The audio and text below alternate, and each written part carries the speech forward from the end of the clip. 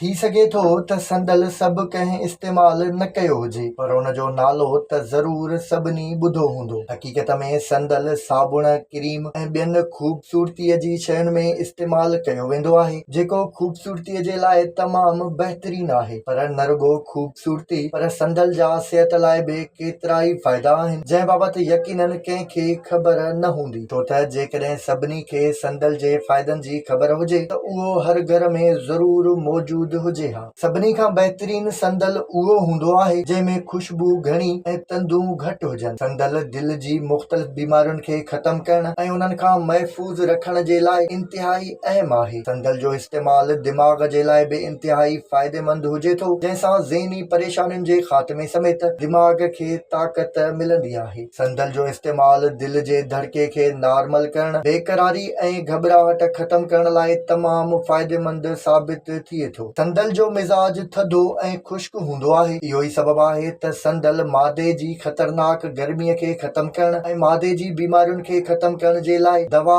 तौरु इस्तेमाल कयो वञे थो। तव्हां मादे खे फ़ाइदे ॾियण जे लाइ हकीमनि जा तयारु थियल मुख़्तलिफ़ शरबत ज़रूर पीता या ॾिठा हूंदा, जंहिंमें संदल जो इस्तेमाल थियल हूंदो आहे। पर संदल जो अलॻि शरबत बि मिले थो, जेको मादे समेत सिहत लाइ तमामु फ़ाइदेमंद हूंदो आहे। 5 तोला अछो संदल, 2.5 तोला नंढी चंदन, 2.5 तोला नंढा फोटा पीहे पाउडर ठाहे सुबुह शाम हिकु चांहि वारो चमचो गाओ ज़बान जे अर्क सां गॾु इस्तेमाल कजे त हाई ब्लड प्रेशर जे मरीज़नि लाइ इंतिहाई फ़ाइदेमंद साबित थींदो। संदल जो शरबत ठाहिण जे लाइ संदल बिरादा, मलमल जे कपिड़े जी ॻंढ में ॿधल गुलाब जे अरक जूं 2 बोतलूं वठो। हाणे बिरादा संदल खे गुलाब जे अरक में पुसाए रखो। सुबुह जो उथी सही नमूने उन खे जोश ॾियो ऐं उहा गुथली कढी उन में 1.5 किलो ताईं खंडु मिलायो। जंहिं वक़्तु खंडु गॾिजी वञे ऐं उहो रूह अफ़ज़ा जहिड़ो घाटो थी पवे त शरबत खे बाहि जे चुल्हे तां हटाए ऐं पोइ थधो करे उन खे कंहिं साफ़ या ख़ुश्क बोतल में भरे रखो। इहो शरबत ॾींहं में कंहिं बि वक़्तु 2 चमचा 1 गिलास पाणीअ में पी